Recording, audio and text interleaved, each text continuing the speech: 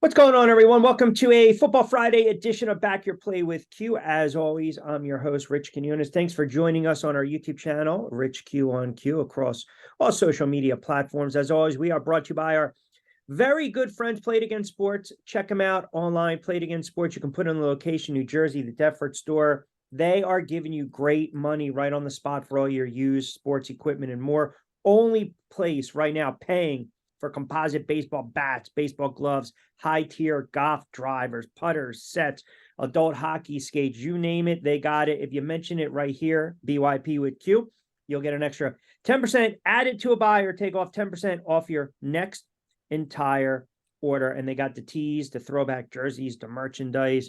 I feel as though every time we talk to our guy, Lloyd Vance, I might have to tell Played Against Sports, you might want to get rid of some of the retro Russell Wilson's jerseys, but we'll get into him in a moment. Our guy, Lloyd Vance, the host of Lloyd Vance's Insider Football on Broad Street South and 102.9 The Game every Monday, 7 o'clock Eastern time at Lloyd Vance on social media as well. Joins us on a Football Friday, and I said week 9, my friend, get it done. Bench Russ. He's not cooking anymore. He stinks. Sean Payton stinks. This is a horrible marriage that's not made in heaven. How are you, my friend? Doing good, and I guess you better not go to Denver anytime soon, you know. I don't plan But to. it's a situation, Q. You're right. This pairing is just not going to work. And last night's game just was another replay of existing problems with this team. Russell Wilson, 13 of 22, 95 yards only passing. He did have a touchdown. He had just two interceptions, and just the offense that Peyton's running, it just did not seem like it has a rhyme or reason. And Q, it's looking more and more to me like this team maybe not tanking, but they maybe start thinking, turning the page towards next year. You know, they already got rid of Randy Gregory. They're going to get rid of Frank Clark probably within hours. He's going to be released. And I'm hearing Jerry Jeudy is out there to be had at the receiver position as well. So, you know, Sean Payton's going to bring his guys in here and he's going to mold his team in his image. And if that includes getting a new quarterback, so be it. And then you have to also wonder, George Payton is the general manager there. He was there before Sean Payton. And I think Sean Payton wants to have either one of his guys in there or him basically be the de facto general manager. Yeah, so you mentioned a couple things. They're already jettisoning some players. I don't think it helped Judy that he's getting in a barking and a pissing contest with NFL Network Steve Smith. I mean, this kid hasn't lived up to the billing. Go back to Russell Wilson. It's just, I feel as though we have to keep piling on this guy at nauseum. How the hell do you get out of that contract? That's number one. And how about Sean Payton last night? Sean Payton, what the hell are you doing? You're supposed to be this, Hall of Fame head coach, Super Bowl winning head coach with the New Orleans Saints, great track record, this and that, the other thing. And you call a timeout with 22 seconds left when you're getting ready to punt to close out the first half. I mean, you got to have Kansas City burn that timeout. What does Kansas City do? They get the ball, they go down the field and kick a 60-yard field goal. That in a microcosm is how far up their asses these guys' heads are sticking, because it's just a bad fit, period. It is a bad fit, and it's almost like the Russell Wilson watch right now. I thought last night he was going to pull him. I thought he was going to bench him. Right now, this team, 1-5. They don't have winnable games coming up. I'm telling you, I stand behind this. You get to that bye week, even prior to, they're going to bench him. And you have a major, major issue on your hands with Russell Wilson because you traded so many assets. Pete Carroll obviously knew what was up in Seattle, and you're paying him a ridiculous amount of money. And nobody wants to hear that I got to play better anymore. I don't want to hear it anymore. You're just not the same quarterback. You're not. And it was to bad to worse to wow. Like, I kept refreshing last night, going back and forth between the game and the baseball, and I'm like 57 freaking yards passing. Are you kidding me? It's a bad fit. And I mean, how bad would it set this franchise up if they try to get rid of this guy with that contract? Yeah, you're going to talk about millions of dollars of dead money on the cap. So probably I'm hearing the best situation is if they kind of have him come back for next season, maybe to compete with a younger quarterback, and then it, the next season in 24 or so won't be as bad cap hit. And it's just an ugly situation, Q. And they gave him so much money. They gave him that extension, as you said. They they gave the draft picks up to bring him in, and they also gave up draft picks to bring Sean Payton in. So, this team's Right. going to have problems building through the draft, and ugly situation. And they've had misevaluation after misevaluation in terms of this roster, and you're seeing it. And that's why Kansas City just beat them for the 16th straight time. They just have no answer for the Chiefs, and it's only going to get worse. I think right now you bench him. I think at this moment you bench him. They sit at 1-5. They have a tough remaining schedule. They're in position to pick within the first 5 picks of the draft, 2024 draft. I think the best course of action right now is you sit him. He is not the same guy.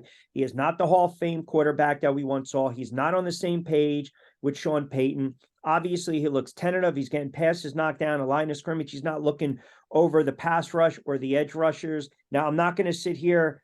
I mean, listen, you've got Williams, you've got May, you've got Nix, you've got Sanders, you got all these potential franchise quarterbacks. There's no way you can keep trotting him out there. I don't care about the money at this point. I don't. It was a bad trade. It was a bad move. And the best case scenario and the best course of action right now, I think, try to move whoever the hell you can move and just start to kind of stockpile picks. I mean, I think you cut ties with Russell Wilson after this season. I really do. And Well, they may have to eat some of that cap money and say, you know what, okay, we'll have some dead cap money and then move on from there. And it's all probably going to be contingent on what Peyton wants. That I'm talking about Sean Payton, what Sean Payton, the head coach, wants to do, because I think he wants to rebuild this roster. He's only had 1 year to do it. Obviously, he's going to have more time. But uh, I would agree, if he benched Russell Wilson, that would be a spark for this team, and maybe maybe change their course of I don't direction. know if But Spark. I just think you just can't keep trotting him out there. They're going to lose games, but he's running for his life. Shaky offensive line. He's not the same. It just had it failed. It failed. yeah, well, you know how these ownership Oh groups are. yeah, They're going to just trot him out there until it doesn't work or he gets injured or something like that, and it's a disaster waiting to happen. And when you have I covered one of the worst Eagles teams around. I still remember with Andy Reid's last season. It was just one nightmare after another. It was like an ongoing soap opera. And that's what it looks like in terms of the Denver Broncos. It's just, there's not enough fingers to fix what's in the dam. There's just holes yeah. everywhere. And also a big problem, Q, is Vance Joseph came back. He was their former head coach. Now he's their defensive coordinator. He's not getting it done. And that defense is just they did an okay job against Mahomes last night, but they're a problem too as well. And there's just not enough players on this team. It's going to get ugly. You hate to say 4 wins or less, but that's what's looking like in Denver. Yeah, you're getting players quit. I mean, that's what they did with Andy Reid. They got waxed by the Giants to close out his tenure 42-7. And players at that time were quitting.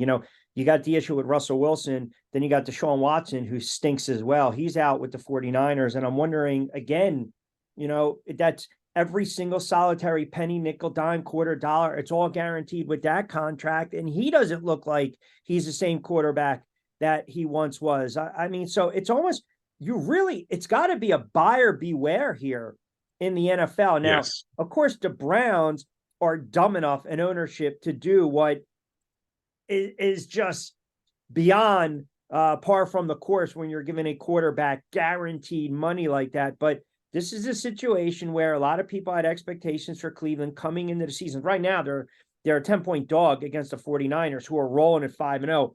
I think the 49ers go on the road and absolutely destroy them. I mean, you might have McCaffrey and Debo and Purdy sitting, game over in the fourth quarter here.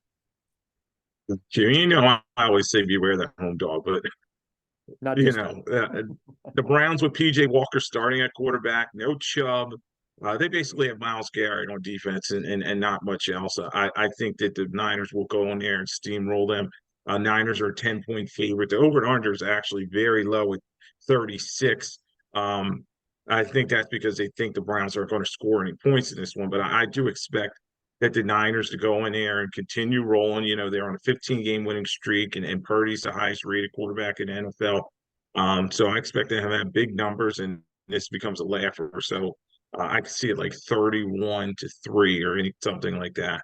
Interesting game. Minnesota and the Bears, both squads are 1-4. It's in Chicago. Minnesota's the road favorite, laying 3, no hook as it stands. But the reason I bring this game up is because still waiting to see about Kirk Cousins, the NFL trade deadline right around the corner. It's rare we see big time movement in the NFL come the trade deadline. But, the caveat is, would he be potentially willing to waive his no trade clause? And listen, if the Jets are just hovering, because that seems to be the logical pick, the logical destination, and Minnesota is losing some football games, it almost seems as though if you're Kirk Cousins, why not?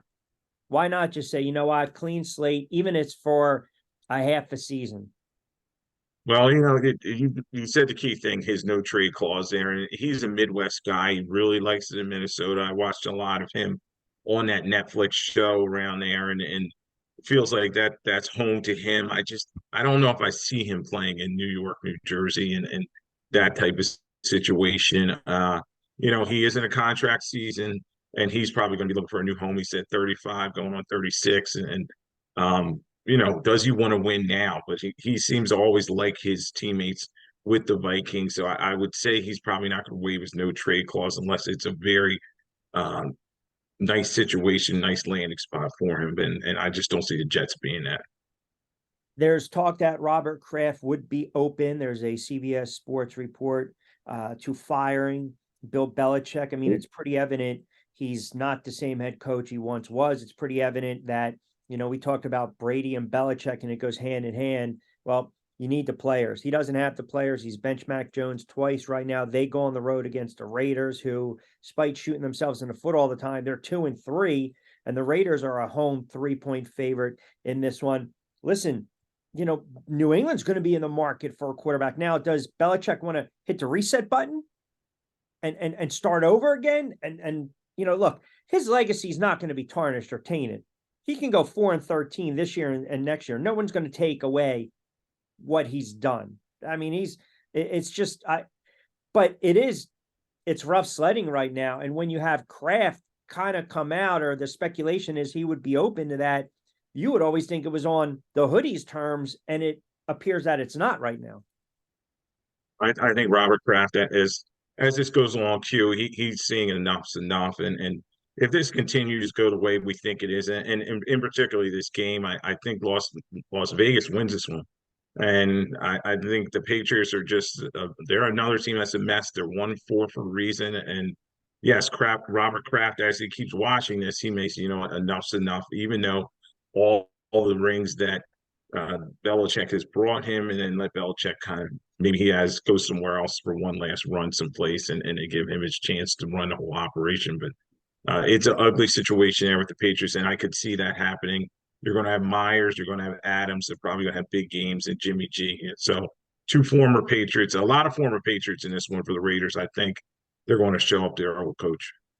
Yeah, I'm not a fan of the Raiders head coach, and I'm certainly not a fan of the players that New England has. I mean, I would lean towards the Raiders at home as long as they play mistake-free football, but Jimmy G's always good for a pick here and there. All right, the Eagles 5-0 against the Jets 2-3. We know the Eagles have never lost to the Jets, and we go on and on and on and on, and somewhere Eric Allen is still running on that crazy interception return when Cunningham goes down. 6.5. I mean, this is a game, if anything, I would. Part of me thinks the Jets will keep this close, but part of me also believes I can tease this, say, with San Francisco, even though I wish San Francisco was a 9 to get to 3, so at least a field goal. I'm okay with that. I just think the Eagles right now, that was their complete game. That was their best complete 60 minutes of football we saw last week against the Rams. I mean, just the physicality. The matchup I'm looking for is that run defense of the Jets against the Eagles' ground attack, right? Because we know the Eagles have been running the football, they've been sticking with it digitally, and Swift looks like he's a nice little player. The offensive line does their job. You know, for all this talk about the Jets, you look from where they're at defensively, stat wise, they're really not top in the league, but yet they chirp like they are. Can the Jets at least keep this close and cover, or do you like the Eagles and the 6.5? Yeah, Q, I would almost say take the Jets in I have it at 7. So take the Jets in at 7 points, and I think as long as Wilson does not make mistakes, he's the Jets are going to be in this game because, as you're saying, that defense just has so much talent on it. The Williams brothers. You're going to have Quentin Williams in the middle trying to shut down that run, and then you'll have Sauce Gardner trying to guard AJ Brown for the majority of this game. So I think the Jets keep it pretty competitive, but the Eagles should win this one, and it's on Hurts to continue what he had last week. He was able to be a dual threat in the game, and he's going to have some good passing and some running stats. So I'll go with the Eagles, but take the Jets and the points if you're betting with the line. All of a sudden, everyone's back on Cincinnati's bandwagon, laying 2.5 at home against Seattle, 3-1, coming off a early bye for Seattle, playing good football. I mean, listen, Geno Smith's been banged up, but they did what they need to do against the Giants. And then you look at Cincinnati. You said last week, perhaps righting the ship, right? Putting up a ton of points. They looked very explosive in a win that they had to have, right? This is a team that needed to stop the bleeding, and they waxed Arizona 34-20. They started off 0-2, and right now they won 2 out of 3. They've got Seattle, then a bye, and then it gets tough. San Fran and Buffalo. So this is kind of a big game for Cincinnati to get back to 3-3 heading into the bye before they have 2 tough opponents coming up. When they're at home, and I think this situation where you have a Seattle team that's going to be rested and they may not be as well prepared as they need to be to face an explosive combination of Burrow and Chase. Chase last week just showed with those 3 touchdowns that he can still get deep, and we know there's a lot of coverage issues on the back end for Seattle. They have Jamal Adams who's kind of banged up there, and their pass rush is not the best in the league at this point. So I expect Cincinnati to cover that 2.5 and continue their renaissance and kind of jump back in this race. Yeah, they need it too, right? They need it because you see what's going on in the AFC, you see what's going on in the AFC North as well, where Pittsburgh has won a game here and there. Baltimore looks like they're going to be okay with Lamar Jackson once they start kind of rolling. I mean, Cleveland's another disaster. We already talked a little bit about them. They've got their own issues. So I do like Cincinnati in that one. All right, let's keep it moving. A Football Friday edition of BYP. Rich Quinones is here. Lloyd Vance kind enough to join us from our good friends over at Played Again Sports. Check them out online, playedagainsports.com. Put in location New Jersey. And as I mentioned, if you heard it, you tell them you heard it right here on BYP with Q. You get 10% taken off, or you get 10% added as well. So a nice little opportunity for you guys to put some money in the pocket and save some money. All right, you got the Lions and the Bucks. This might be on paper the best game of the weekend. 4-1, 3-1 Tampa Bay, 4-1 Detroit. Detroit on the road again. So a lot of these low, 2, 2.5, 3-point line right here. This is your classic. You've got a team that I think the betting public is leaning on and maybe over evaluating in Detroit. But that line is also telling you maybe they think the Buccaneers have a puncher's chance here. Tampa Bay, after 4 games, 3-1, kind of the surprise. I look at this game as a 50-50, 55-45 kind of split, but I do give the edge to Detroit only because I'll trust their quarterback over Tampa Bay's quarterback.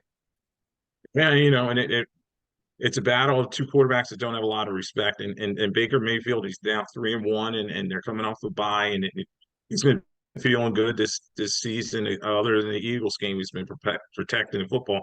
But I think you hit the nail on the head because Jared Goff is 12 wins in his last 15 games, so he's red hot. And they're going to get Amon-Ra St. Brown back in this game, and Darren Bland has 3 interceptions on their back end. So I expect that defense of Aaron Glenn to get some turnovers and Baker Mayfield to kind of come back down to earth. I think Mike Evans isn't going to play in this game because of the hamstring, and that's going to be a big key in this game. I know they're going to try to get Godwin the ball, but they're probably going to double him with Davis and some of the other guys in that secondary. So I think in the end, you're going to see the Lions win this one.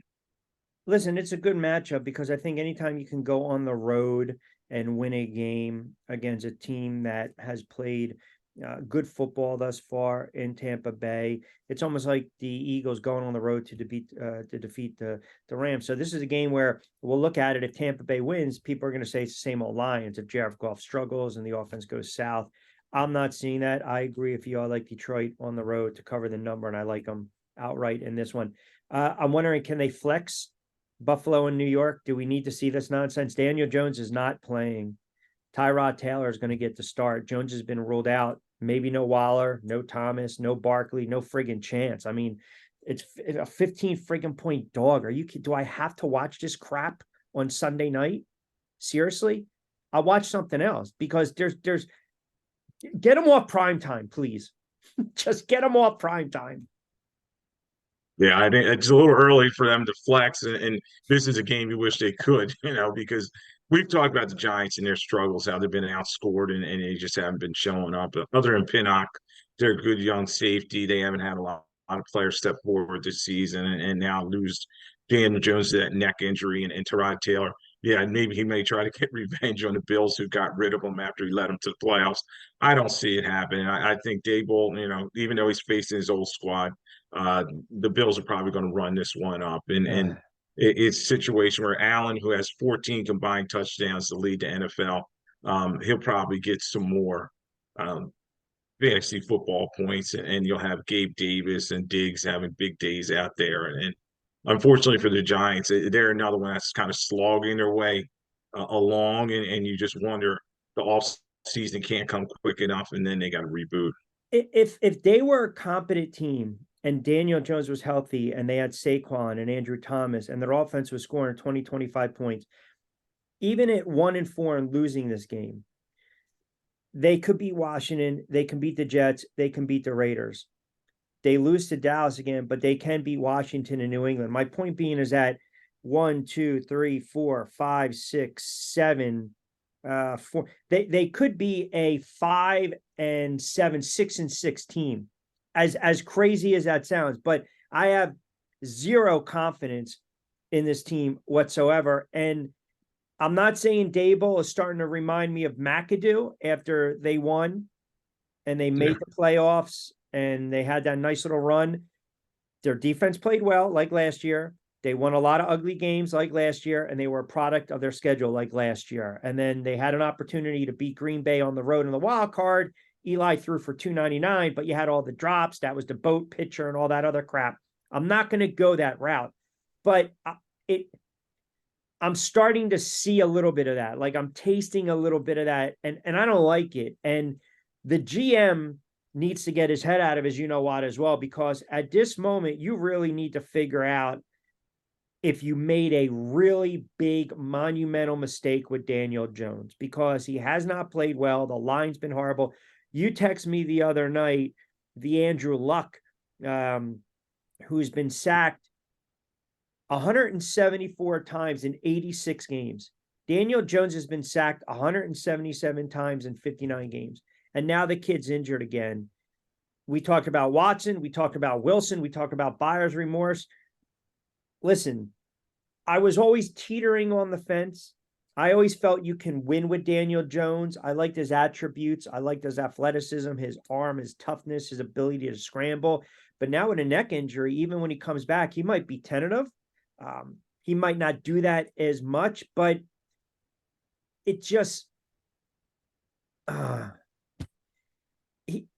don't know if it's a Duke thing, but I see Dave Brown all over again. And Daniel Jones is a substantially better quarterback than Dave Brown ever was. But it's just the vibes right now with this team, 3-14, 4-13. And if players start to quit, you got to look at the GM again. You got to look at the head coach. And that's not where you want to be. And usually the Mara family is they give their coaches some leeway, at least a couple of years. But if this goes bad as we think it is, Q, where the team could be 4 wins or less, they got to revisit everything and see if they have to rebuild and get a new game plan going. Because right now, as you said, it's an embarrassment, and they have a team in one of the biggest markets in the league, and they used to be a marquee team, but all eyes on them. And as you said, it's on Sunday Night Football, so uh, everybody's going to see this, and if they put forth a bad effort, it's definitely going to shine a big spotlight on them. Their whole season went down the tubes in one drive. I mean, it's in one drive. You had a false start, which Andrew Thomas all last year didn't have one. You had the low snap. Now you had a 3rd and long. You can't convert. You settle for a field goal attempt. It's blocked. It's run back the other way by Dallas, and that's it. That play in a micro, when they remember NFL Films, remember they used to do the team videos, the team highlights, encapsulated in 20, 30 minutes, right? The story of the 1995 New York Giants and friggin' Kent Graham and whatever. When they do 2023 New York Giants, fall from grace. I mean, all you got to do is look at that first friggin' series. This franchise, it's not a winning franchise. It's not. And yeah. The GM and the head coach, the GM's not married to any of these players. And that's the issue. Like I'm sorry. There's no reason Shepard should be on this team. I said that to you in August. There's no reason Sterling Shepard should be on this team. You can trade Saquon Barkley. You can get rid of Evan Neal.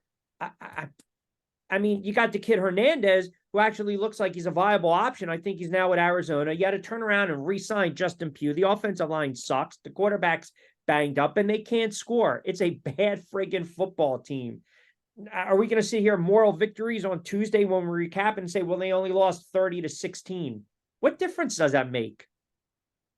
This is an ugly situation. It's going to get worse, and they're going to be with Arizona and all these other teams that are just a mess. Denver, and they have to figure out a new direction.